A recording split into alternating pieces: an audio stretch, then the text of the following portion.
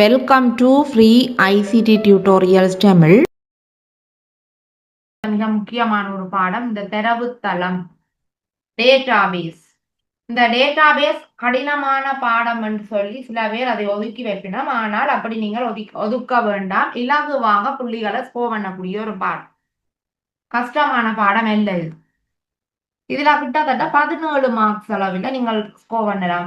First part second part எல்லாம் சேர்த்து 15க்கு மேல மார்க்ஸ் எடுக்கக்கூடிய மாதிரி இருக்கும். இப்போ எக்ஸல்ல 15 மார்க்ஸ் எடுக்கலாம். இதுல வந்து இன்னும் சில 2 மார்க்ஸ் கூட எடுக்கக்கூடிய சந்தர்ப்பம் இருக்கு. 17 மார்க்ஸை நாங்கள் எதிர்பார்க்கலாம். ஏன்னா செகண்ட் பார்ட்ல ஒரு ஃபுல் பெரிய வினா ஒன்று வெறும் 10 புள்ளிகளுக்கு.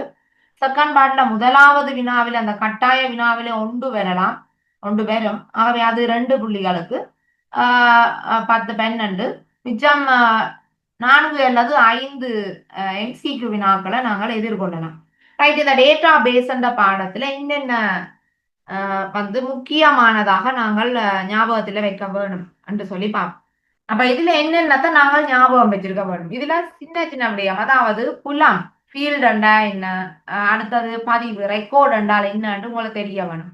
அடுத்தது இப்ப ஒரு தரவுத்தளத்தின் இயல்புகள் தெரிய வேணும். டேட்டா பேஸின் இயல்புகள் என்னென்னு சொல்லி தெரிய வேணும். அதுலயும் 2 வகையான தரவுத்தளங்கள் இருக்கு. ஒன்று கைமுறை தரவுத்தளம், இலத்திரனியல் தரவுத்தளம். இந்த 2க்கும் உரிய விளக்கங்கள் உங்களுக்கு தெரிய வேணும். அதை 2ஐயும் கம்பேர் பண்ணி ஒப்பீடு செய்ய தெரிய வேணும். கைமுறை என்றால் கையாளை. உதாரணமாக ஒரு கடை ஒன்று இருக்குது. அந்த கடையில பில் போடினோம்னு சொன்னால் கையால எழுதி பேனாவால் எழுதி போடினோம் என்றால் அது கைமுறை தரவுத்தளம். அதே இத ஒரு ஃபுட் சிட்டியில பாத்தீங்கன்னா பிரிண்ட் அவுட் ஆன பில்லா வருது. அப்ப அது கணனியில வந்து அத கணனி மூலமாக அந்த தரவுகளை உள்ளுக்கு அனுப்பி அதை பிரிண்ட் பண்ணி கொள்ளினோம். ஆகவே அது கணனி மயப்படுத்தப்பட்ட ஒரு இலத்திரனியல், ஒரு கணனி மயப்படுத்தப்பட்ட, அதாவது கம்ப்யூட்டர் பேஸ்ட் இன்ஃபர்மேஷன் சிஸ்டம் மாதிரி இங்க டேட்டா பேஸ், மேனுவல் டேட்டாபேஸ், அடுத்த எலக்ட்ரானிக் டேட்டாபேஸ் சொல்லுவோம். அப்ப 2ஐயும் வந்து நீங்கள் வித்தியாசப்படுத்த தெரிய வேணும்.